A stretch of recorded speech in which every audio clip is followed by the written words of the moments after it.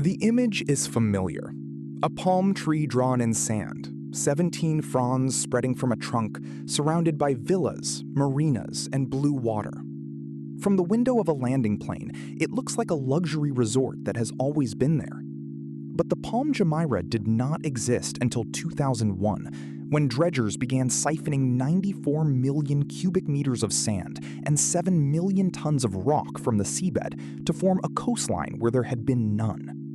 A few kilometers away, 300 artificial islands were being arranged into the shape of a world map, sold as private kingdoms for royals, oligarchs, and celebrities. The world is even stranger. 300 sand masses arranged like continents, many still empty. The contradiction is hidden in the water. A project this size should require tens of billions of dollars in construction loans, sovereign guarantees, and patient infrastructure capital. Instead, the money came from people who bought houses that did not yet exist. Buyers in London, Mumbai, and Moscow handed over deposits for villas on land that was still under the sea. Off-plan buyers signed contracts before the dredgers finished. Some paid 30% up front. That cash went straight into seabed, roads, and rock. Those deposits paid the dredging crews. Those deposits became the working capital. And when the deposits stopped, the whole machine locked. Not a metaphor. In November 2009, paper claims on artificial land triggered a standstill that shook global credit. The price of that lockup was $59 billion in frozen liabilities. The question is not whether Dubai could build islands. The question is what happens when a developer builds a city on the promise of the next buyer, and the next buyer never arrives. The Palm is now full of life, but the financial mechanism that built it died in 2009. That death is the story that matters. The result is a landscape where the water is real, the sand is real, and the money was never fully there. The Emirates' reserves were modest compared with Abu Dhabi, so the ruling family made a different bet. In the 1980s and 1990s, Dubai built a port, an airline, and free trade zones. It transformed itself from a small trading outpost into a logistics and tourism hub. By 2002, the government had decided to let foreigners buy property outright in designated areas. That legal change created a residential real estate market where none had existed. In 2000, the government established Nakheel, a state-owned developer whose name means date palms, with a mandate to reclaim land and sell it. Nakheel's first project was Palm Jumeirah, launched in 2001, followed by the even more ambitious World Islands, Palm Jebel Ali, Palm Dera, and Dubai waterfront. The scale was staggering. Planned coastlines longer than the existing shore, islands shaped like continents, entire districts drawn on maps before any sand had been placed. But the financing was not staggering. It was an off-plan pre-sales model. Nakheel sold apartments, villas, and land plots before they were built, often before dredging had finished. Buyers signed contracts and paid in installments tied to construction milestones. The crucial detail is where the money went. Nakheel did not take out massive traditional construction loans.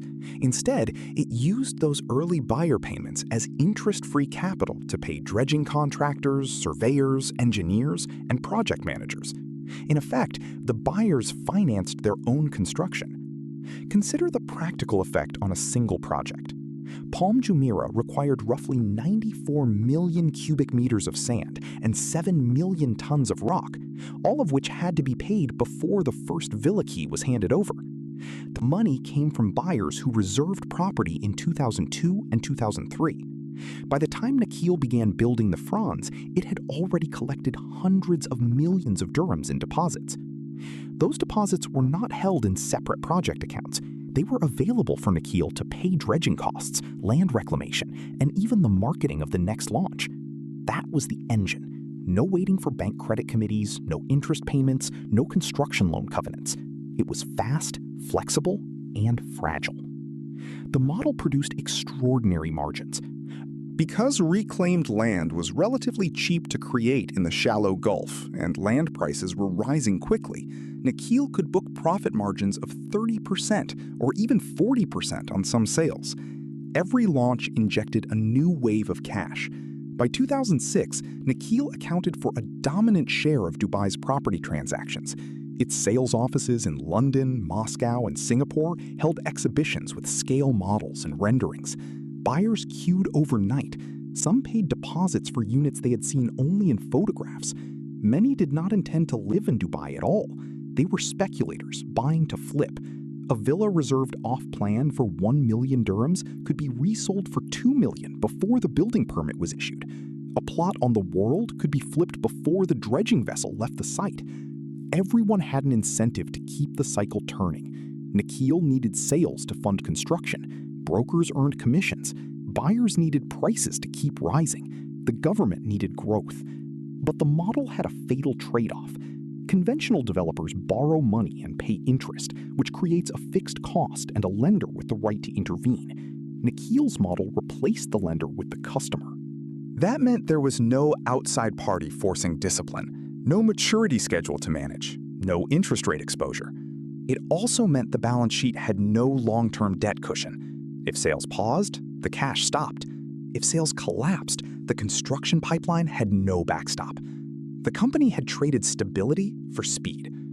During the boom, speed felt like success. The blind spot was that a developer funded by deposits is not really a developer. It is a continuous sales operation with a construction cost attached. The moment the sales operation failed, the construction would fail with it. That is exactly what the world was about to deliver. The men selling ocean. The people who sold Dubai's islands were not outsiders. They were emissaries of a state-building project. Behind Nakheel stood a small group of men whose authority came from the ruler's court.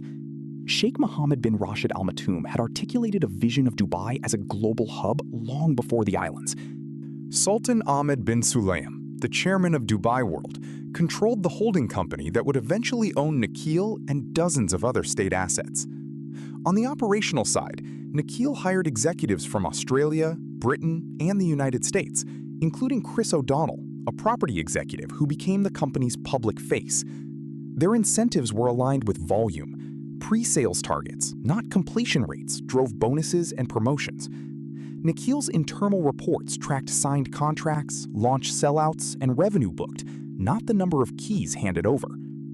Nakheel's parent, Dubai World, also used Nakheel's anticipated cash flows to borrow money for other investments, including ports and luxury assets, layering another debt on the same pre-sales. Buyers from more than 120 nationalities bought property, many without ever visiting Dubai. At sales launches, O'Donnell and his team spoke the language of confidence. They presented the islands as finished products, even when satellite images showed mostly water. Buyers believed because other buyers believed. The brokers in Dubai's property exhibitions amplified the urgency. They told investors in London that prices had risen 40% in a year. They told buyers in Moscow that an island was a private kingdom. They told buyers in Mumbai that a villa could pay for itself in rental income. Some of these claims were projections, some were marketing, some were false. The line between ambition and deception blurred. For Nakheel, the customer was not a homeowner, but a capital source. The company did not need to finish a building to recognize success. It needed to keep the next sale coming. That mindset changed the physical plan. Nakheel kept announcing larger and more remote projects. Palm Jebel Ali would be 50% larger than Palm Jumeirah. Palm Deira would cover more area than central Paris. Dubai waterfront would encompass an area bigger than Manhattan. Each announcement triggered a new wave of deposits, which paid for the previous project's dredging. The executives at Nakheel were not dishonest in the classic sense. They were betting on continued sales growth, like a startup spending future revenue as current cash. But a startup can fail quickly and disappear. Nakheel was turning sand into land titles. When the market turned, the executives would not be able to walk away from the physical obligations they had promised to buyers and contractors. Some of them saw the risk. In internal meetings, a few engineers questioned whether the sales schedule could fund the dredging backlog. Their warnings were noted in minutes that no one acted on. The motive was not hidden. It was the oldest one in speculative markets. Every person in the chain was paid today for an asset that would exist tomorrow. The only question was who would be left holding that promise when tomorrow arrived. By the spring of 2008, the first cracks were small enough to ignore. In the first half of 2008, Nakheel reported flat sales growth, but rising cancellations. The company's own data showed off-plan buyers becoming more reluctant to make milestone payments. The global real estate boom had already peaked in the United States, but Dubai's developers insisted the Gulf was different. It was not. Nakheel continued to sell plots on Palm Jebel Ali and The World. But contractors on Palm Jumeirah were complaining that payments were slowing.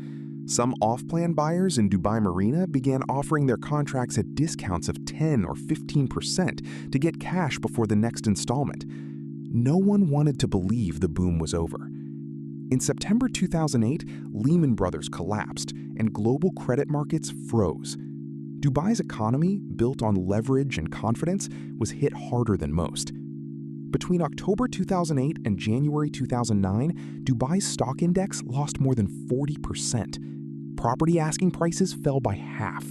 Real estate transactions came to a near halt. Banks cut mortgage lending. Foreign banks pulled credit lines to Gulf developers. Nakheel's buyers stopped paying.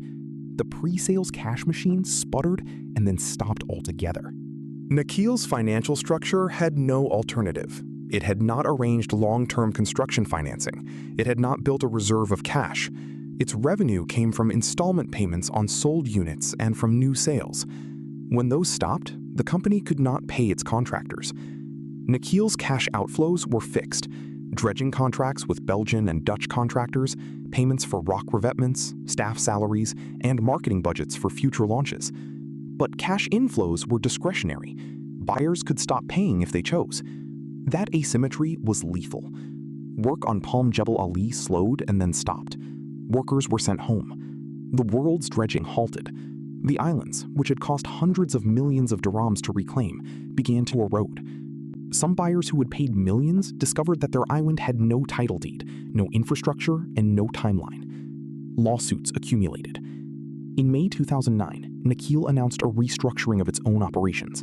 It canceled projects, cut staff, and handed back some land. The decisive moment came on November 25, 2009. Dubai World, the parent company, could not meet its upcoming obligations. Its main subsidiary, Nakheel, had a $3.52 billion Islamic bond due on December 14th. The sukuk had been sold in 2006, backed by cash flows from completed villas. By November 2009, those cash flows were not enough. Dubai World owed $59 billion in total liabilities. The $59 billion was not Nakheel alone. It included Dubai World's port, investment, and property arms. But Nakheel was the trigger. Its bond maturity forced the parent to reveal the full scale of the liability. On November 24, Dubai's Department of Finance issued a statement. The following day, the ruler's office clarified that Dubai World would seek a standstill agreement with creditors. The announcement caught most banks by surprise. Trading in Nakheel's sukuk collapsed. The sukuk, which had traded near par, fell to 60 cents on the dollar within days. Moody's and Standard & Poor's downgraded Dubai entities to speculative grade. The Dubai government, which controlled Dubai World, made an announcement that stunned markets. Dubai World would ask creditors for a 6-month standstill. It was not a formal default, but it was close. Credit default swap spreads on Dubai's sovereign debt jumped by more than 100 basis points in a day. European bank stocks fell. UBS and Royal Bank of Scotland had exposure. Oil dropped below $75 a barrel. The cost of insuring Dubai's debt tripled. Investors understood that the islands were not just unfinished, they were collateral for a system of obligations that could not be unwound. Abu Dhabi, the wealthier emirate next door, stepped in with $10 billion. The money was enough to pay Nakheel's bond on December 14th. It was not enough to revive the off-plan market. Over the next 2 years, Dubai World and Nakheel negotiated a debt restructuring with more than 70 banks. Banks agreed to defer payments and accept lower interest. Nakheel itself had to renegotiate $16 billion of liabilities, including bank debt and contractor claims. Some contractors were paid partly with land or with future project contracts. The restructuring took until August 2011 to complete. During that period, the company survived only because of government support. Buyers were offered alternative properties or delayed refunds, but many never recovered their money. The world became a ghost development, a few islands owned by Kuwaiti and Irish investors, most empty. Palm Jumeirah eventually thrived, but it was the exception. Palm Jebel Ali was shelved. Palm Dira was scaled back and renamed. The pre-sales model was dead in Dubai. The failure left a permanent scar. Dubai did not disappear. It restructured and later recovered.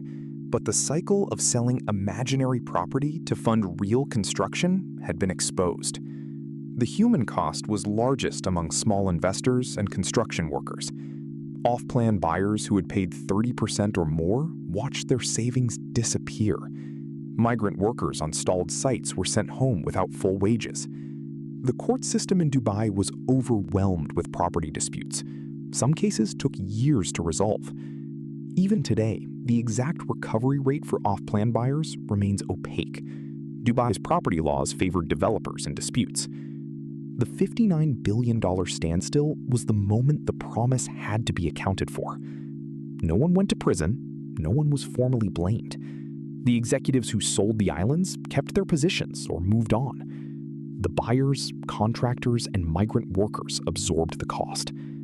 The islands remain, but their financial engine was gone. The wound was not closed by the bailout. It was merely covered by new debt and government support. What the sea keeps. The history of Nakheel is not a story about sand or engineering. It is a story about what counts as money. In a conventional construction project, money comes from savings, retained earnings, bank loans, or bond investors. Those sources have a cost and a claim. They can demand collateral, covenants, and audits. Off-plan pre-sales replaced those sources with individual buyers.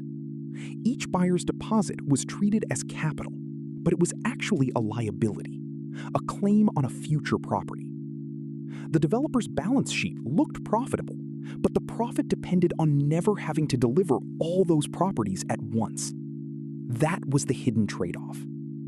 The system worked only as long as prices rose and new buyers arrived.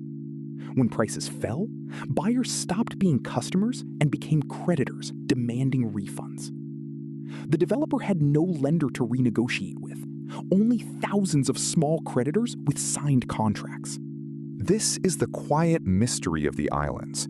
The largest artificial land reclamation in modern history was financed not by banks or governments, but by a continuous stream of individuals betting on a future that the developer was selling before it existed.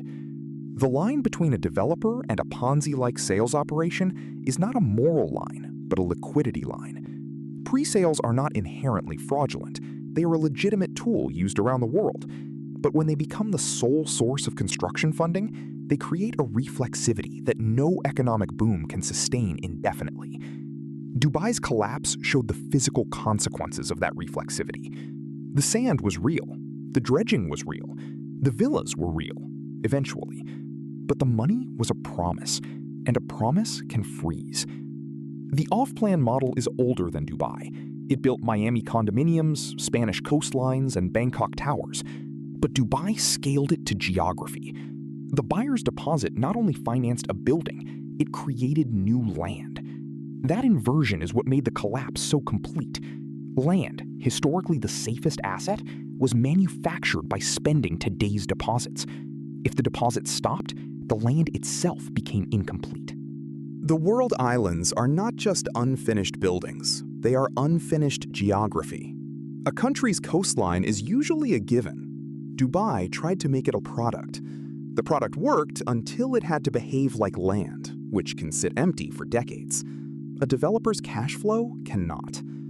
After the restructuring, regulators in Dubai imposed escrow rules, requiring developers to hold buyer payments in project accounts.